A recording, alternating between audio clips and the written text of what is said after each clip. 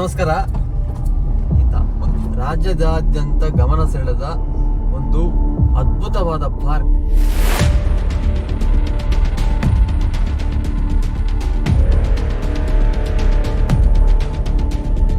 ಬೆಟ್ಟಕ್ಕೆ ಇವಾಗ್ಲೂ ಪೊಲೀಸ್ ಸರ್ಪಗಾವಲು.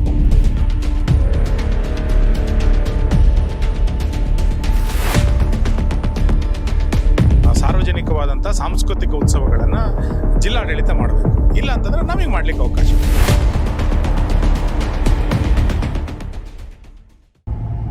ಎಲ್ಲರಿಗೂ ನಮಸ್ಕಾರ.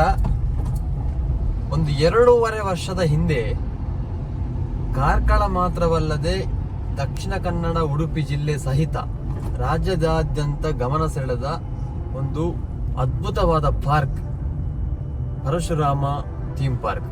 ಕಾರ್ಕಳದ ಬೈಲೂರಿನ ಬೆಟ್ಟದಲ್ಲಿ ನೆಲೆ ನಿಂತ ಪರಶುರಾಮ ಥೀಮ್ ಪಾರ್ಕ್ನ ಆ ಜಾಗಕ್ಕೆ ನಾವು ಇವಾಗ ಹೋಗ್ತಿದ್ದೇವೆ. ಬಹುಶಃ 2.5 ವರ್ಷದ ಹಿಂದೆ ಪಾರ್ಕ್ ಯಾವ ರೀತಿ ಇತ್ತು, ಈಗ ಯಾವ ರೀತಿ ಇದೆ ಎಂಬುದನ್ನು ಅನೇಕ ದೂರುಗಳು, ದುಮ್ಮಾನಗಳು, ಅಪಪ್ರಚಾರಗಳು, ಪ್ರಚಾರಗಳು, ರಾಜಕೀಯ ಕೆಸರೆರಚಾಟಗಳು ಅನೇಕ ರೀತಿ ನಡೆದಂತಹ ಅದಕ್ಕೆಲ್ಲ ಸಾಕ್ಷೀಭೂತವಾಗಿರುವಂತಹ ಪರಶುರಾಮ ಥೀಮ್ ಪಾರ್ಕ್ ಬಹುಶಃ ನಾವು ಹತ್ತಿರ ಬಂದಿದ್ದೇವೆ. ನೀವು ಕಾಣಬಹುದು ಇಲ್ಲಿಂದ ಹೇಗೆ ಕಾಣ್ತಿದೆ ಅಂತ. ಒಂದು ಕಾರ್ಕಳ ಮಾತ್ರವಲ್ಲದೆ ತುಳುನಾಡಿಗೆ ಮಣಿಮುಕುಟವಾಗಿರಬೇಕಂತಹ ಒಂದು ಪರಶುರಾಮನ ಮೂರ್ತಿ ಸೊಂಟದಿಂದ ಕೆಳಗೆ ಮಾತ್ರ ಕಾಣುತ್ತಿರುವುದು ನಮಗೆ ಒಂದು ಅತೀವವಾದಂಥ ಬೇಸರ.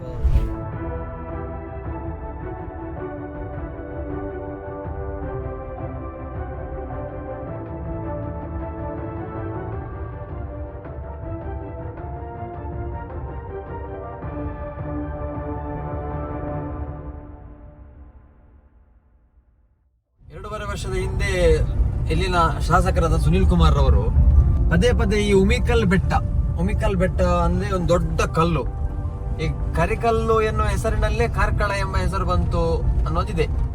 ನೋಡಿ, ಇಲ್ಲಿ ಪೊಲೀಸರೆಲ್ಲ ಜಮಾವಣೆಗೊಂಡಿದ್ದಾರೆ. ಈ ಒಂದು ಬೆಟ್ಟಕ್ಕೆ ಇವಾಗ್ಲೂ ಪೊಲೀಸ್ ಸರ್ಪಗಾವಲು.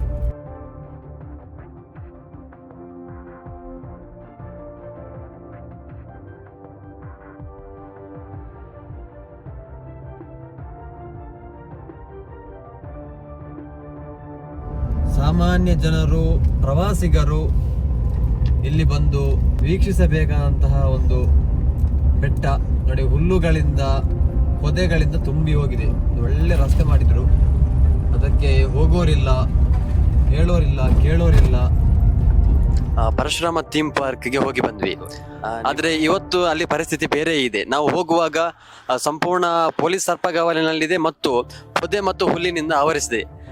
ಇದು ನೀವು ಕೂಡ ನಿನ್ನೆ ಹೋಗಿ ಬಂದಿದ್ದೀರಿ. ಈ ದುಸ್ಥಿತಿಯನ್ನು ಕಂಡು ನಿಮ್ಗೆ ಏನು ಅನಿಸ್ತಿದೆ? 2.5 ವರ್ಷದ ಬಳಿಕ ನಾನು ಥೀಮ್ ಪಾರ್ಕಿಗೆ ನಮ್ಮೆಲ್ಲ ಪ್ರಮುಖರ ಜೊತೆಗೆ ಕಳ್ಳತನ ಆಗಿದೆ ಅನ್ನೋ ಕಾರಣಕ್ಕೋಸ್ಕರ ನೋಡ್ಲಿಕ್ಕೆ ನಾನು ಹೋಗಿದ್ದೆ. ಅತ್ಯಂತ ಮನಸ್ಸು ಭಾರ ಆಗಿರುವಂಥದ್ದು. ಮತ್ತು ಪರಶುರಾಮ ಥೀಮ್ ಪಾರ್ಕು ಹೆಚ್ಚು ಕಡಿಮೆ ಒಂದು 8-9 ತಿಂಗಳ ಕಾಲ ವಿಜೃಂಭಣೆಯಿಂದ ಯಾವ ರೀತಿ ವೈಭವೀಕರಿಸಿತು ಅನ್ನುವಂಥದ್ದು ಈ ಸ್ಥಳೀಯ ಪರಿಸರದ ಜನ ಎಲ್ಲರೂ ಕೂಡ ನೋಡಿದ್ದಾರೆ. ಅವತ್ತಿನ ಪರಿಸ್ಥಿತಿಗೂ ಇವತ್ತು ಪಾಳು ಬಿದ್ದಂಥ ಪರಿಸ್ಥಿತಿ ನೋಡಿದಾಗ ಭಾವನೆಗಳ ಏರಿಳಿತ ಇರುವಂಥ ಯಾವುದೇ ವ್ಯಕ್ತಿಗೆ ಮನಸ್ಸಿಗೆ ನೋವು ಆಗಲೇಬೇಕು. ಇಡೀ ಪೊದೆಗಳು ಬೆಳೆದಿದೆ, ರಸ್ತೆಯಲ್ಲಿ ಓಡಾಡಲಿಕ್ಕೆ ಸಾಧ್ಯ ಇಲ್ಲ, ವಾಹನ ಬಿಡಿ ನಡ್ಕೊಂಡು ಹೋಗ್ಲಿಕ್ಕೆ ಸಾಧ್ಯ ಇದ್ದಿರುವಂಥ ಪರಿಸ್ಥಿತಿ ಇವತ್ತು ನಿರ್ಮಾಣ ಆಗಿತ್ತು. ಇದಕ್ಕೆ ನೇರ ಕಾರಣ ಏನು ಅಂತ ಕೇಳಿದರೆ ಕಾಂಗ್ರೆಸ್ಸಿನ ದ್ವೇಷ ರಾಜಕಾರಣ ಮತ್ತು ಕಾಂಗ್ರೆಸ್ಸಿನ ಅಸೂಯೆ, ಕಾರ್ಕಳದ ಅಭಿವೃದ್ಧಿ ವಿರೋಧಿ ನೀತಿಯ ಕಾರಣಕ್ಕೆ ಇವತ್ತು ಅದು ಈ ಸ್ಥಿತಿ ತಲುಪಿದೆ ಅಂತೇಳಿ ನನಗೆ ಅನಿಸ್ತಾ ಇದೆ. ಸರ್, ಒಂದು ಯೋಜನೆ 2.5 ವರ್ಷದಿಂದ ನಿಂತು ಹೋಗಿದೆ. ತನಿಖೆ ಆಗ್ಲಿ ಇನ್ನೊಂದು ಯಾವುದೇ ಆಗಿದ್ರು ಕೂಡ 2.5 ವರ್ಷ ಬೇಕಾ ಅಂತ? ಇದು ತನಿಖೆ ಆಗ್ಬೇಕಾದ್ರು ಅಥವಾ ಇನ್ನೊಂದು ನಿರ್ಮಾಣ ಆಗ್ಬೇಕಾದ್ರು 2.5 ವರ್ಷ ಬೇಕಾ ಒಂದು ಸರ್ಕಾರಕ್ಕಾದ್ರು ಅಂತ? ನೋಡಿ, ಇದರಲ್ಲಿ ತನಿಖೆ ಅನ್ನೋಕ್ಕಿಂತ ಹೆಚ್ಚಾಗಿ ಈ ಯೋಜನೆಯನ್ನ ಹಳ್ಳ ಹಿಡಿಸ್ಬೇಕು ಅನ್ನುವಂಥದ್ದೇ ಒಟ್ಟು ಕಾಂಗ್ರೆಸ್ಸಿನ ಉದ್ದೇಶ ಇದ್ದಿದ್ದು. ಯಾವುದೇ, ನೀವೇ ಹೇಳಿದಂತೆ ಯಾವುದೇ ತನಿಖೆ ಇಷ್ಟು ವರ್ಷ ಸುದೀರ್ಘವಾಗಿ ಹೇಳ್ಕೊಂಡು ಹೋಗುವಂತ ಅಗತ್ಯಗಳಿರಲಿಲ್ಲ. ತನಿಖೆ ಹೇಗೆ ನಡೀತಾ ಇದೆ ಅಂತೇಳಿ ಯಾರು ಇವತ್ತು ಅದನ್ನು ಉತ್ತರ ಕೊಡ್ಲಿಕ್ಕೆ ತಯಾರಿಲ್ಲ. ಮತ್ತು ಚಾರ್ಜ್ ಶೀಟ್ನಲ್ಲೇ ಬಹಳ ಸ್ಪಷ್ಟವಾಗಿ ಹೇಳಿದ್ದಾರೆ ಇದು ಫೈಬರ್ ಅಲ್ಲ ಅನ್ನುವಂಥದ್ದು ಹೇಳಿದೆ. ಅಪಪ್ರಚಾರ ಮಾಡುವಂಥವ್ರ ಆರೋಪ ಏನಿದ್ದು ಇದು ಫೈಬರ್ ಅಂತ ಚಾರ್ಜ್ ಶೀಟ್ನಲ್ಲಿ ಅವ್ರು ಹೇಳಿದ್ದಾರೆ ಇದು ಫೈಬರ್ ಅಲ್ಲ ಅಂತ. ಮತ್ತು ಯಾರೋ ಖಾಸಗಿ ವ್ಯಕ್ತಿ ಕೊಟ್ಟಂತ ದೂರಿನ ಅನ್ವಯ ಇಲಾಖೆಗೆ ಹಸ್ತಾಂತರ ಆಗದೇ ಇರುವಂತ ಕಾಮಗಾರಿಗೆ ಮೊಕದ್ದಮೆಯನ್ನು ಹಾಕದಂತ ರಾಜ್ಯದ ಮೊದಲ ಉದಾಹರಣೆ ಇದು. ಇಲಾಖೆಗಿನ ಹಸ್ತಾಂತರವೇ ಆಗ್ಲಿಲ್ಲ. ಅದಕ್ಕಿಂತ ಮುಂಚೆ ಒಂದು ತನಿಖೆಗೆ ಒಳಪಡ್ತು. ನಾವು ತನಿಖೆಗೆ ಒಳಪಡಬೇಡಿ ಅಂತ ಎಲ್ಲೂ ಹೇಳಿಲ್ಲ, ತನಿಖೆ ಮಾಡ್ಕೊಳ್ಳಿ. ನಾವು 2024ರಲ್ಲಿ ಈ ವಿವಾದಗಳು ಏನು ಪ್ರಾರಂಭ ಆಯಿತು ಅವತ್ತಿನಿಂದ ಹೇಳ್ದಂಥ 3-4 ಸಂಗತಿಗಳೇನು, ತನಿಖೆಯನ್ನು ಯಾವ ರೂಪದಲ್ಲಿ ಬೇಕಾದರೂ ಮಾಡಿ, ಸಾರ್ವಜನಿಕ ಪ್ರವೇಶಕ್ಕೆ ಮುಕ್ತ ಮಾಡಿ, ತಡೆ ಹಿಡಿದಂಥ ಹಣವನ್ನು ಬಿಡುಗಡೆ ಮಾಡಿ ಮತ್ತು ಪ್ರವಾಸೋದ್ಯಮಕ್ಕೆ ಇದು ತೆರಳಿದುಕೊಳ್ಳಿ. ಇಷ್ಟನ್ನು ನಾವು ಅವತ್ತಿನ ಹೇಳ್ತಾ ಇದ್ವಿ, ಇವತ್ತು ಹೇಳ್ತಾ ಇದ್ವಿ. ಇವತ್ತು ಯಾರೂ ಕೂಡ ಅದನ್ನು 4 ಬೇಡಿಕೆಗಳನ್ನು ಈಡೇರಿಸ್ತಿಲ್ಲ. ತನಿಖೆಯೂ ಆಗಲಿಲ್ಲ, ಪ್ರವಾಸೋದ್ಯಮಕ್ಕೂ ಅವಕಾಶ ಕೊಡಲಿಲ್ಲ, ಸಾರ್ವಜನಿಕ ಪ್ರವೇಶವೂ ಕೊಡಲಿಲ್ಲ ಮತ್ತು ತಡೆ ಹಿಡಿದಂಥ ಅನುದಾನವನ್ನು ಕೂಡ ಬಿಡುಗಡೆ ಮಾಡಲಿಲ್ಲ.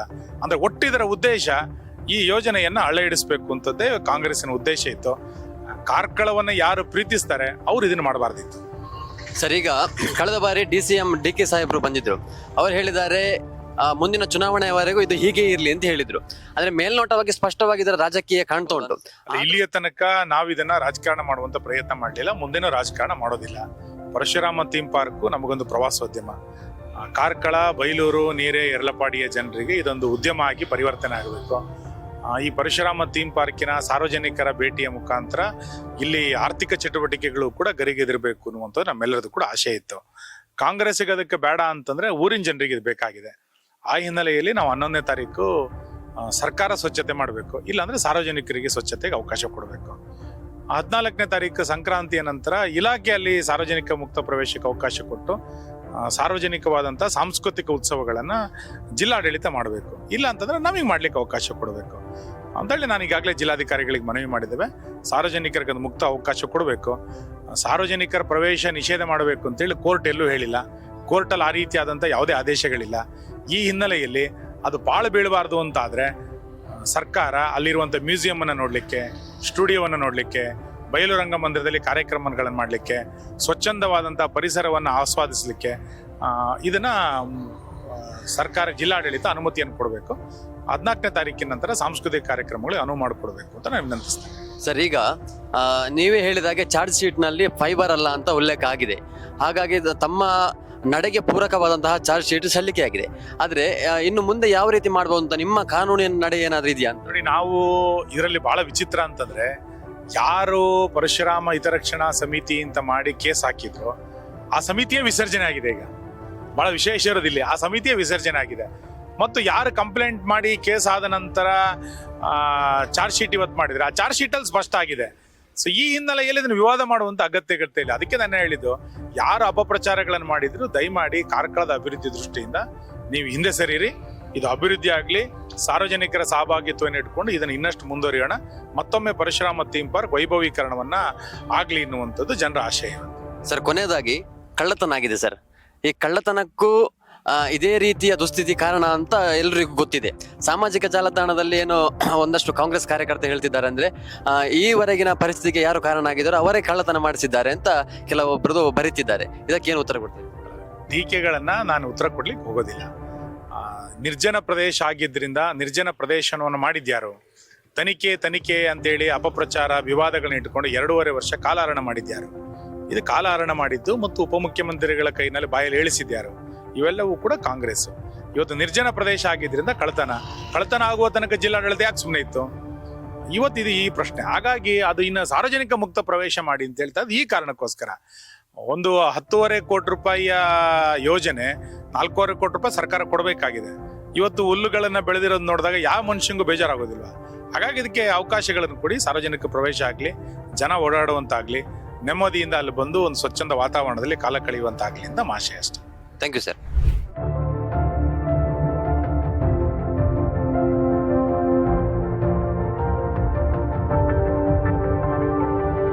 ಜೊತೆಗೆ ಜಿಲ್ಲಾ ಪಂಚಾಯತ್ ಮಾಜಿ ಸದಸ್ಯರಾದ ಸುಮಿತ್ ಕೌಡರ್ ಇದ್ದಾರೆ, ಅವರ ಹತ್ರ ಮಾತಾಡೋಣ.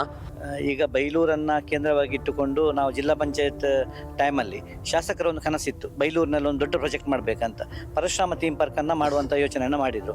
ಆ ಬೆಟ್ಟ ನಿಮ್ಗೆ ಗೊತ್ತಿರ್ಬೋದು, ಅಲ್ಲಿಗೆ ಹೋಗಲಿಕ್ಕೆ ಪರಿಸ್ಥಿತಿ ಇರಲಿಲ್ಲ. ಅಂಥ ಪರಿಸ್ಥಿತಿಯಲ್ಲಿ ಒಂದು ಸುಂದರವಾದಂತಹ ಪ್ರವಾಸಿಗೆ ಒಳ್ಳೆ ಆಗಬೇಕೆನ್ನುವ ನಿಟ್ಟಿನಲ್ಲಿ ಪರಶುರಾಮ ಥೀಮ್ ಪಾರ್ಕ್ ಬಹಳ ಅದ್ಧೂರಿಯಾಗಿ ಕಾರ್ಯಕ್ರಮವನ್ನು ಮಾಡಿ, ಪ್ರೇಕ್ಷಕರು ಕೂಡ ಹಾಗೆ ನೀವು 8 ತಿಂಗಳ ಕಾಲ ಸಾವಿರಾರು ಪ್ರವಾಸಿಗರು ಬಂದು ಅಲ್ಲಿ ಬಹಳ ಉತ್ತಮವಾದ ಅಭಿಪ್ರಾಯವನ್ನು ಕೊಟ್ಟು ಹೋಗಿದ್ದಾರೆ. ಆದರೆ ಈ ಕಾಂಗ್ರೆಸ್ಸಿನ ಒಂದು ಏನು ದುರಾಡಳಿತ ಇದೆ, ಅವರ ಚಿಂತನೆ ಏನಿದೆ ಅಂತೇಳಿ ಅಭಿವೃದ್ಧಿ ರಹಿತವಾದ ಚಿಂತನೆ ಕಾಂಗ್ರೆಸ್ ಇದು. ಆ ಚಿಂತನೆಯ ಮುಖಾಂತರವಾಗಿ ದ್ವೇಷ ರಾಜಕಾರಣ ಮುಖಾಂತರವಾಗಿ ಅದಕ್ಕೆ ಅನುದಾನವನ್ನು ಬಿಡುಗಡೆ ಮಾಡದೆ ಅದರಲ್ಲಿ ಲೋಪ ಇದೆ ಎನ್ನುವಂಥ ಮಾತನ್ನು ಹೇಳ್ತಾ ಅದಕ್ಕೆ ಕಾಂಗ್ರೆಸ್ ಕೋರ್ಟಿಗೆ ಹೋಯಿತು.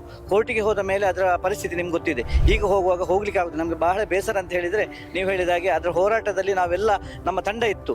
ಈಗ ಅಲ್ಲಿ ಹೋಗುವಾಗ ಬೇಸರ ಆಗ್ತದೆ. ಅಲ್ಲಿ ಹುಲ್ಲುಗಡ್ಡೆಯಿಂದ ಕಾಡು ಬಂದು ಮುಚ್ಚಿ ಹೋಗಿದೆ. ಅಲ್ಲಿ ಎಲ್ಲ ಸಿಮೆಂಟ್ ಎಲ್ಲ ಹೋಗಿ ಮೊನ್ನೆ ಕಳ್ಳತನ ಕೂಡ ಆಗಿದೆ. ಅಲ್ಲ ಪರಿಸ್ಥಿತಿ ಹೇಗಿದೆ, ಪರಶುರಾಮ ಥೀಮ್ ಪಾರ್ಕ್ ಹೇಗೆ ವೈಭವ ಇತ್ತು ಅದೇ ಥರ ಈಗ ಅಲ್ಲಿ ಹೋಗುವಾಗ ಅನಾಥವಾಗಿದೆ. ಬಹಳ ಬೇಸರ ಅಂತ ಹೇಳಿದರೆ ಶಾಸಕರ ಒಂದು ಕನಸಿನ ಕೂಸು ಬೈಲೂರಿನ ಒಂದು ಪ್ರವಾಸೋದ್ಯಮದ ಅದು ತಾಣ ಆಗಿತ್ತು. ಇಲ್ಲಿಯ ಪರಿಸರದವರಿಗೆ ಉದ್ಯಮಕ್ಕೆ ಕೂಡ ಬಹಳ ಒಳ್ಳೆಯ ಉತ್ತೇಜನ ಕೊಟ್ಟಿತ್ತು. ಸಾವಿರಾರು ಮಂದಿ ಇಲ್ಲಿ ಬಂದು ಹೋದಾಗ ಬೈಲೂರಿಗೆ ಕೂಡ ಉದ್ಯಮ ಆಗ್ತಿತ್ತು. ಈಗ ಅದನ್ನು ದ್ವೇಷ ರಾಜಕಾರಣ ಕಾಂಗ್ರೆಸ್ ಮಾಡ್ತಾ ಇದೆ. ನಮಗೆ ಬೇಸರ ಇಷ್ಟೇ, ನೀವು ರಾಜಕೀಯ ಏನು ಬೇಕಾದರೂ ಮಾಡಿ, ಪರಶುರಾಮ ಥೀಮ್ ಪಾರ್ಕ್ ಪ್ರವಾಸಿ ತಾಣ ಅದನ್ನು ಜನರಿಗೆ ಬಿಟ್ಟುಕೊಡಬೇಕು. ಸರ್ಕಾರ ನಿಮ್ಮದೇ ಇದೆ, ಜಿಲ್ಲಾಡಳಿತಕ್ಕೆ ಆಗ್ರಹವನ್ನು ಮಾಡಿ ಅದನ್ನು ಮತ್ತೊಮ್ಮೆ ಪ್ರವಾಸಿಗರಿಗೆ ಬಿಟ್ಟುಕೊಡುವಂಥ ಕೆಲಸವನ್ನು ಮಾಡಬೇಕಂತ ನಮ್ಮ ಆಗ್ರಹ ಇದೆ. ನಮಗೆ ಬೇಸರ ಏನಂತ ಹೇಳಿದರೆ ಸರ್ಕಾರ ಗೊತ್ತಿದ್ದು ಕೂಡ ಈಗ ಅಲ್ಲಿ ನಮಗೆ ಯಾರಿಗೆ ಹೋಗ್ಲಿಕ್ಕಿಲ್ಲ, ಅಲ್ಲಿ ನಿಷೇಧ ಅಂತ ಹೇಳಿದ್ದಾರೆ. ಆದರೆ ಕಳ್ಳತನ ಮಾಡುವಾಗ ಕಳ್ಳತನ ಆದ ಮೇಲೆ ಅದರ ಬಗ್ಗೆ ಆ್ಯಕ್ಷನ್ ಇವತ್ತು ಪೊಲೀಸ್ನವರು ಅಲ್ಲಿ ಬಂದಿದ್ದಾರೆ, ಕಾರ್ಯಗತಗೊಂಡಿದ್ದಾರೆ. ಆದರೆ ಅದರ ಆ್ಯಕ್ಷನ್ ಇನ್ನೂ ಕೂಡ ಬಂದಿಲ್ಲ. 3 ದಿವಸ ಆಯಿತು. ನಾವು ನಿಮಗೆ ನೆನಪಿರ್ಬೋದು, ಕಾಂಗ್ರೆಸ್ನವರು ಅದು ಕಂಚಿನ ಪ್ರತಿಮೆ ಅಲ್ಲ ಅಂತ ಹೇಳುವಂಥ ಮಾತನ್ನು ಹೇಳಿದಾಗ ನಾವು ಅಲ್ಲಿಗೆ ಹೋಗಿ ಅದು ಕಂಚಿನ ಪ್ರತಿಮೆ ಅಂತ ಹೇಳುವಂಥ ಫ್ಯಾಕ್ಟ್ ಚೆಕ್ ಮಾಡಿತ್ತು. ಫ್ಯಾಕ್ಟ್ ಚೆಕ್ ಮಾಡಿದ 2 ದಿವಸದ ಮೇಲೆ ನಮ್ಮ ಮೇಲೆ ಕೇಸ್ ಆಗಿತ್ತು. ಆದರೆ ಅಲ್ಲಿ ಪರಶುರಾಮನ ಥೀಮ್ ಪಾರ್ಕ್ ಮಾಡಬೇಕಂತ DC ಅವರು ಪರ್ಮಿಷನ್ ಕೊಟ್ಟಾಗ ಅಲ್ಲಿ ಮಣ್ಣು ಹಾಕುವಂಥ ಕೆಲಸ ಮಾಡಿದ್ರು. ಅದು ಮಣ್ಣು ಹಾಕಿದವರು ಯಾರಂತ ಗೊತ್ತಿಲ್ಲ, ಅದರ ಬಗ್ಗೆ ತನಿಖೆ ಆಗಿಲ್ಲ. ಈಗ ಕಳ್ಳತನ ಆಗಿದೆ. ಈ ನಮ್ಮ ಆಗ್ರಹ ಇಷ್ಟೇ, ಯಾರು ಕಳ್ಳತನ ಮಾಡಿದ್ದಾರೆ ಅವರನ್ನು ಶೀಘ್ರವಾಗಿ ಬಂಧಿಸಬೇಕು, ಅವರಿಗೆ ಕಠಿಣವಾದ ಶಿಕ್ಷೆಯನ್ನು ಕೊಡಬೇಕು. ಪ್ರವಾಸಿ ತಾಣ ಅದೊಂದು ಸಾರ್ವಜನಿಕ ಸುತ್ತನ್ನು ಹಾನಿ ಮಾಡಿದ್ದಾರೆ. ನಮಗೆ ಬೇಸರ ಅಂತ ಹೇಳಿದರೆ ಸರ್ಕಾರ 10 ಕೋಟಿ ಖರ್ಚಾಗಿದೆ, 4 ಕೋಟಿ ಕೊಡ್ಲಿಕ್ಕೆ ಇರುವಂಥದ್ದು ಅನುದಾನ. ಅದನ್ನು ಕೂಡ BJP ಸರ್ಕಾರ ಅನುದಾನವನ್ನು ರಿಲೀಸ್ ಮಾಡಿತ್ತು. ಈಗ ಅದನ್ನು ತಡೆ ಹಿಡುವ ಕೆಲಸವನ್ನು ಮಾಡಿದ್ದಾರೆ.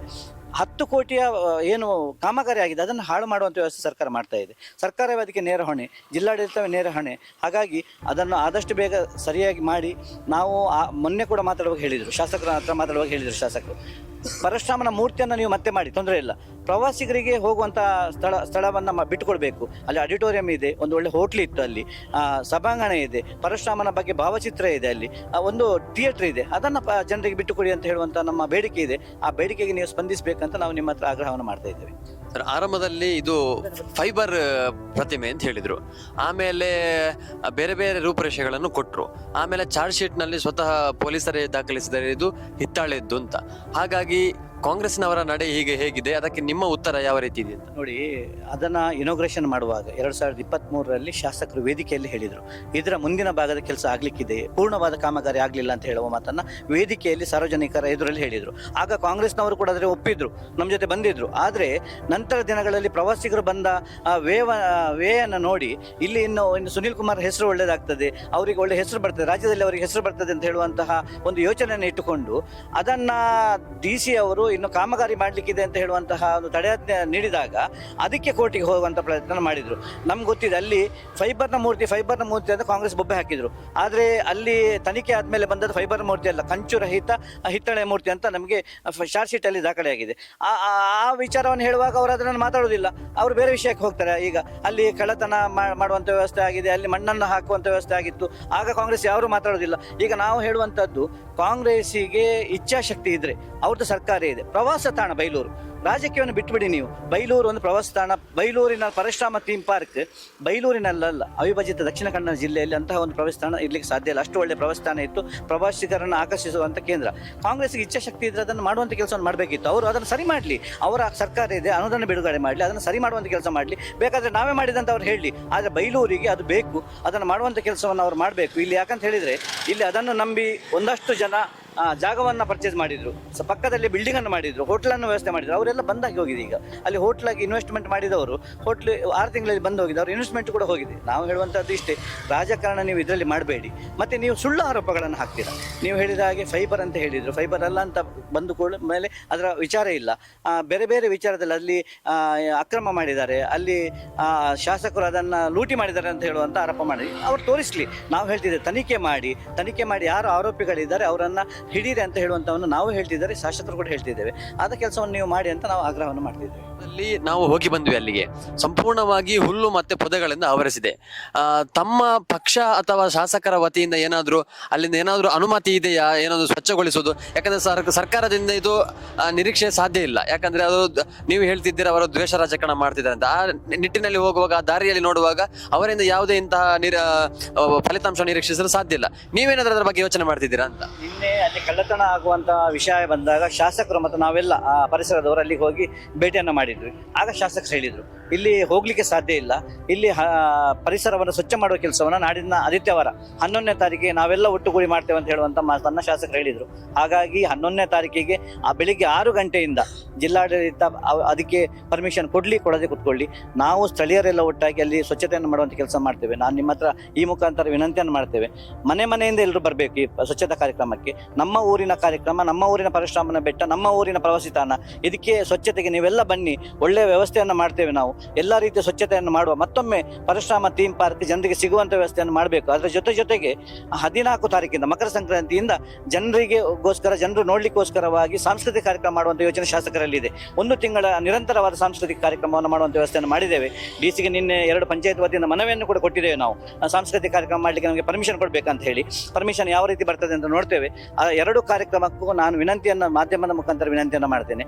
ಬೈಲೂರಿನ ಪರಿಸರದ ಎಲ್ಲಾ ಮಂದಿ ಇಲ್ಲಿಗೆ ಬನ್ನಿ, ಭಾಗವಹಿಸಿ. ಹೇಗೆ ನೀವು ಪರಶುರಾಮ ಥೀಮ್ ಪಾರ್ಕ್ ಉದ್ಘಾಟನಾ ಸಂದರ್ಭದಲ್ಲಿ ನಮ್ಮ ಜೊತೆ ಇದ್ರ, ಅದೇ ತರ ಈ 2 ಕಾರ್ಯಕ್ರಮಕ್ಕೂ ಬಂದು ಭಾಗವಹಿಸಿ ಅಂತ ಹೇಳುವಂತ ಮಾತುಗಳನ್ನು ಈ ಮುಖಾಂತರವಾಗಿ ನಾನು ಹೇಳಲಿಕ್ಕೆ ಇಚ್ಛೆ ಇದೆ.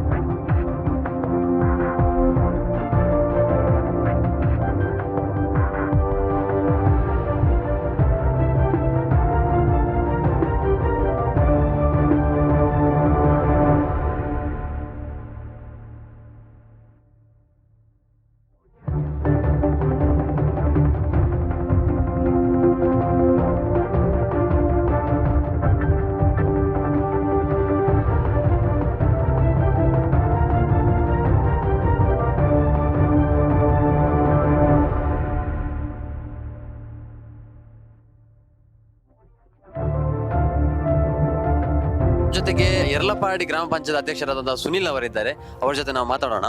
ಉಮ್ಮಿಕಲ್ ಬೆಟ್ಟದ ಜಾಗ ಏನಿದೆ ಅದು ಯರ್ಲಪಾಡಿ ಗ್ರಾಮ ಪಂಚಾಯತ್ ವ್ಯಾಪ್ತಿಗೆ ಬರ್ತದೆ.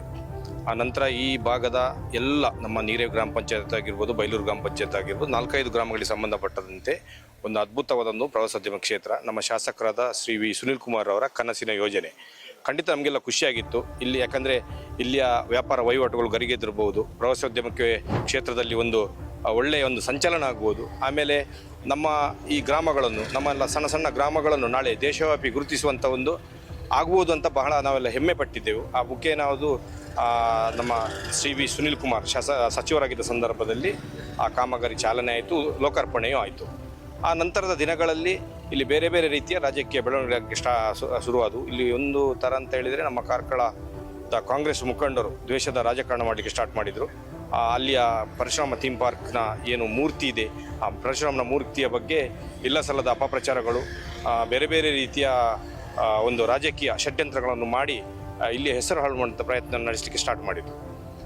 ತುಂಬ ಬೇಸರ ಆಗ್ತದೆ. ಯಾಕಂದರೆ ಇವತ್ತು ಇಂತಹ ಒಂದು ಉನ್ನತವಾದಂಥ ಒಂದು ಪ್ರವಾಸೋದ್ಯಮ ತಾಣವಾಗಬೇಕಿದ್ದಂಥ ಒಂದು ಕ್ಷೇತ್ರ, ಅದನ್ನು ಇವತ್ತು ರಾಜಕೀಯಕ್ಕಾಗಿ ಉಪಯೋಗಿಸಿಕೊಂಡು ಇವತ್ತು ಬೇಡದ ರಾಜಕಾರಣವನ್ನು ಮಾಡ್ತಾ ಇದ್ದಾರೆ. ಖಂಡಿತವಾಗಿ ಇದರಲ್ಲಿ ತುಂಬ ಬೇಸರ ಆಗ್ತಾ ಉಂಟು. ಸರ್, ಈಗ ನೀವು ಗ್ರಾಮ ಪಂಚಾಯತ್ ಅಧ್ಯಕ್ಷರು, ಯಾವ ರೀತಿಯ ಆಗ್ರಹವನ್ನು ಸರ್ಕಾರಕ್ಕೆ ಅಥವಾ ಈಗ ಕಾಂಗ್ರೆಸ್ ಸರ್ಕಾರ ಇದೆ, ಕಾಂಗ್ರೆಸ್ ನಾಯಕರಿದ್ದಾರೆ ಇಲ್ಲಿ, ರಾಜಕೀಯ ದ್ವೇಷವನ್ನು ಬದಿಗಿಟ್ಟಾದರೂ 2.5 ವರ್ಷದಿಂದ ನಿಂತಿರುವಂಥ ಇದನ್ನು ಯಾಕೆ ಪುನಃ ಸ್ಥಾಪಿಸಬಾರದು ಎನ್ನುವಂಥ ಆಗ್ರಹವನ್ನು ಮಾಡ್ಬೋದು? ಖಂಡಿತ ರಾಜಕೀಯ ಎನ್ನುವುದು ಚುನಾವಣಾ ಸಂದರ್ಭದಲ್ಲಿ ಮಾತ್ರ ಸೀಮಿತ. ಅವನು ರಾಜಕೀಯದಲ್ಲಿ ಚುನಾವಣೆ ಸಂದರ್ಭದಲ್ಲಿ ಜನಪ್ರತಿನಿಧಿ ಅವರದವರು ಆನಂತರ ರಾಜಕೀಯ ಮಾಡೋ ಪ್ರಶ್ನೆ ಬರುವುದಿಲ್ಲ. ಒಬ್ಬ ಜನಪ್ರತಿನಿಧಿಯಾಗಿ ಯಾವುದೇ ತಾರತಮ್ಯ ಮಾಡದೆ ಅವರ ಕರ್ತವ್ಯಗಳನ್ನು ಅವ್ರು ಮಾಡಬೇಕಾಗ್ತದೆ. ಇವತ್ತು ರಾಜ್ಯದಲ್ಲಿ ಕಾಂಗ್ರೆಸ್ ನೇತೃತ್ವದ ರಾಜ್ಯ ಸರ್ಕಾರ ಇದೆ. ಇವರಿಗೆ ಇಷ್ಟು ಕಾಳಜಿ ಇದ್ದರೆ ಇದರ ಬಗ್ಗೆ ಅಪಪ್ರಚಾರ ಮಾಡುವುದನ್ನು ಬಿಟ್ಟು ಖಂಡಿತವಾಗಿ ಸರ್ಕಾರದಿಂದ ಈಗ ಏನು ಅನುದಾನವನ್ನು ತಡೆ ಹಿಡಿದಿದ್ದಾರೆ ಆ ಅನುದಾನವನ್ನು ಬಿಡುಗೊಳಿಸಿ ಈ ಪರಶುರಾಮ ಥೀಮ್ ಪಾರ್ಕ್ನ ಅಭಿವೃದ್ಧಿ ಬಗ್ಗೆ ಅವರು ಶ್ರಮಿಸಲಿ, ಕೂಡಲೇ ಇದರ ಅನುದಾನವನ್ನು ಬಿಡುಗಡೆಗೊಳಿಸಿ ಈ ಕ್ಷೇತ್ರವನ್ನು ನಮ್ಮ ಸಾರ್ವಜನಿಕರಿಗೆ ಪ್ರವಾಸೋದ್ಯಮಕ್ಕೆ ಇದು ತೆರೆದುಕೊಳ್ಳುವಂತಾಗಬೇಕಂತ ನಮ್ಮ ಆಗ್ರಹ ಉಂಟು. ಸರ್, ತುಂಬ ಮಂದಿ ಇಲ್ಲಿ ಬಂದು ವಿಡಿಯೋ ಎಲ್ಲ ಮಾಡ್ತಾರೆ. ಇದು ಬಹುಶಃ ಕಳೆದ 2.5 ವರ್ಷದಿಂದ ಅಥವಾ 2 ವರ್ಷದ ಹಿಂದೆ ಇದು ಅದರ ಊಹಾಪೋಹಗಳನ್ನು ಯೂಟ್ಯೂಬರ್ಸ್ ಅಥವಾ ಬೇರೆ ಬೇರೆ ವಿಡಿಯೋ ಮಾಡುವವರು ಹೇಳಿದ್ದಾರೆ. ಆದರೆ ಈಗ ಖುದ್ದು ಪೊಲೀಸ್ ಇಲಾಖೆ ಚಾರ್ಜ್ ಶೀಟ್ ಸಲ್ಲಿಸಿದೆ. ಇದು ಫೈಬರ್ ಅಲ್ಲ, ಇದು ಹಿತ್ತಾಳೆ ಅಂತ ಚಾರ್ಜ್ ಶೀಟ್ ಸಲ್ಲಿಸಿದೆ. ಆದರೂ ಕೂಡ ಕೆಲವರು ಈಗ ಕೂಡ ಮತ್ತೆ ಅಪಪ್ರಚಾರ ತೊಡಗಿದೆ. ಇದರ ಬಗ್ಗೆ ನೋಡಿ, ಇದು ನಿರ್ಮಿತಿ ಕೇಂದ್ರದವರಿಗೆ ಕಾಂಟ್ರಾಕ್ಟ್ ಆದಂಥದ್ದು. ಇದನ್ನು ಅದು ಇಲಾಖೆ ಇದೆ, ನಮ್ಮ ಗುತ್ತಿಗೆದಾರರಿದ್ದಾರೆ, ಅವರವರು ನೋಡ್ಕೊಳ್ಕೋಬೇಕು ವಿನಃ ಇದರಲ್ಲಿ ನಮ್ಮ ಜನಪ್ರತಿನಿಧಿಗಳನ್ನು ದೂಷಿಸುವಂಥ ಕೆಲಸ ಎಲ್ಲೂ ಇಲ್ಲ, ಮಾಡಬಾರ್ದು. ಯಾಕಂದರೆ ಇದು ವರ್ಕ್ ಆಗಿ ಕೂಡ ಇದು ಹ್ಯಾಂಡ್ ಓವರ್ ಆಗಿಲ್ಲ, ಇನ್ನೂ ಕೂಡ ಅನುದಾನ ಬಿಡುಗಡೆ ಆಗಿಲ್ಲ. ಅನುದಾನ ಬಿಡುಗಡೆ ಇಲ್ಲದೆ ಮತ್ತೊಂದು ಏನಂದರೆ, ಇವಾಗ ಜಿಲ್ಲಾಡಳಿತ, ನಿಜವಾಗಿ ಹೇಳ್ತೇನೆ, ನಿನ್ನೆ ಮೊನ್ನೆ ಕಳ್ಳತನ ಆಗಿದೆ ಅಲ್ಲಿ. ಜಿಲ್ಲಾಡಳಿತದ ಇದು ವೈಫಲ್ಯದಿಂದಲೇ ಆದಂಥದ್ದು. ಯಾಕಂದರೆ ಒಂದು ಪಬ್ಲಿಕ್ ಪ್ರಾಪರ್ಟಿ, ಸಾರ್ವಜನಿಕ ಒಂದು ಆಸ್ತಿ, ಅದನ್ನು ಕಾಪಾಡುವಂಥದ್ದು, ಅದಕ್ಕೆ ಸೂಕ್ತ ರಕ್ಷಣೆಯನ್ನು ಕೊಡುವಂಥದ್ದು ಒಂದು ಜಿಲ್ಲಾಡಳಿತದ ಆದ್ಯ ಕರ್ತವ್ಯವಾಗಿರ್ತದೆ. ಯಾರೋ ಬಂದು ಕದ್ಕೊಂಡು ಹೋಗ್ತಾರೆ ಅಂದರೆ ಅದಕ್ಕೆ ಹಾಗಾದರೆ ಏನಾಯಿತು, ಯಾಕೆ ಅಲ್ಲಿ ಭದ್ರತೆ ಇಲ್ಲ, ಯಾಕೆ ಹೀಗೆ ಆಗ್ತಾ ಉಂಟು, ಅಥವಾ ಯಾರದಾದ್ರೂ ಈಗ ಸರ್ಕಾರದ ಏನಾದರೂ ನಿರ್ದೇಶನದಂತೆ ಜಿಲ್ಲಾಡಳಿತ ನಡ್ಕೊಳ್ತಿದೆ ಅನ್ನೋ ಸಂಶಯ ಬರ್ತದೆ. ಅದಲ್ಲದೆ ಹೋದ ತಿಂಗಳು ನಮ್ಮ ಧರ್ಮಸ್ಥಳದ ಹೆಸರನ್ನು ಬಾರಿ ಕೆಡಿಸಿದ್ದಂತಹ ನಮ್ಮ ಬುರುಡೆ ಗ್ಯಾಂಗ್ನ ಸದಸ್ಯ ಅಂತ ಜಯಂತ್ ಸದಸ್ಯ, ಅವರು ಬುರುಡೆ ಗ್ಯಾಂಗ್ನ ಸದಸ್ಯ ಜಯಂತ್ ಅವರು ಕೂಡ ಬಂದು ಇಲ್ಲಿ ವಿಡಿಯೋ ಮಾಡ್ಕೊಂಡು ಹೋಗಿದ್ದಾರೆ. ಅವರಿಗೆ ಪ್ರವೇಶಕ್ಕೆ ಅನುಮತಿ ಕೊಟ್ಟವರು ಯಾರು? ನಿಜವಾಗಿ ಜಿಲ್ಲಾಡಳಿತದ ಸುಪರ್ದಿಯಲ್ಲಿ ಇರುವಾಗ ಅವರು ಬಂದು ಏಕಾಏಕಿ ಪ್ರವೇಶಿಸಿ ಅಲ್ಲಿಗೆ ಬೇಕಾದ ವಿಡಿಯೋಗಳನ್ನು ಮಾಡಿಕೊಂಡು ಸಾಮಾಜಿಕ ಜಾಲತಾಣದಲ್ಲಿ ಹರಿಯಬಿಟ್ಟಿದ್ದಾರೆ. ಖಂಡಿತವಾಗಿ ಇವತ್ತು ಧರ್ಮಸ್ಥಳದ ಹೆಸರನ್ನು ಹಾಳು ಮಾಡುವುದರ ಮೂಲಕ ಯಾವ ರೀತಿಯೆಲ್ಲ ಮಾಡ್ತಿದ್ದಾರೆ ನಮಗೆಲ್ಲ ಗೊತ್ತಾಗ್ತಾ ಉಂಟು. ಧರ್ಮಸ್ಥಳ ಕ್ಷೇತ್ರವನ್ನು ಹಾಳು ಮಾಡ್ತಿದ್ದಾರೆ. ಅದೇ ರೀತಿಯಲ್ಲಿ ಇವತ್ತು ನಮ್ಮ ಬೈಲೂರಿಗೆ ಬಂದು ಇವತ್ತು ಪರಶುರಾಮದ ಏನು ಥೀಮ್ ಪಾರ್ಕ್ ಇದೆ ಇದರ ಹೆಸರನ್ನು ಕೂಡ ಹಾಳು ಮಾಡುವಂಥ ಪ್ರಯತ್ನವನ್ನು ಅವರು ಜಯಂತ್ ಅವರು ಮಾಡುವುದನ್ನು ನಾವು ಕಂಡಿದ್ದೇವೆ. ಖಂಡಿತವಾಗಿ ಇದರ ಬಗ್ಗೆಯೂ ಕೂಡ ತನಿಖೆ ಆಗಬೇಕು. ಇದರ ಬಗ್ಗೆ ಕೂಡ ಯಾರು ಅನುಮತಿ ಕೊಟ್ಟಿದ್ದಾರೆ ಅವರನ್ನು ಕರೆದು ಅವರನ್ನು ವಿಚಾರಣೆ ಮಾಡುವಂಥ ಕೆಲಸವೂ ಆಗಬೇಕು. ಅದರ ಒಟ್ಟಿಗೆ ಮೊನ್ನೆ ಇಲ್ಲಿ ಕಳ್ಳತನದ ವಿಚಾರ ಕೂಡ ನಾನು ಈ ಮೂಲಕ ಜಿಲ್ಲಾಡಳಿತಕ್ಕೆ ಹಾಗೂ ಸರ್ಕಾರಕ್ಕೆ ಆಗ್ರಹಿಸ್ತೇನೆ. ಯಾರು ಈ ಕಳ್ಳತನದಲ್ಲಿ ತೊಡಗಿದ್ದಾರೆ, ಈ ಕೆಲಸಗಳನ್ನೆಲ್ಲ ಯಾರು ಮಾಡ್ತಾರೆ, ಇದರ ಸೂಕ್ತವಾದ ಇದಕ್ಕೆ ತನಿಖೆ ಆಗಬೇಕು. ತನಿಖೆ ಮಾಡಿ ಯಾರು ಅಪರಾಧಿಗಳಿದ್ದಾರೆ ಅವರಿಗೆ ಕಠಿಣವಾದ ಶಿಕ್ಷೆ ಆಗಬೇಕಂತ ಈ ಸಂದರ್ಭದಲ್ಲಿ ಆಗ್ರಹಿಸ್ತೇನೆ.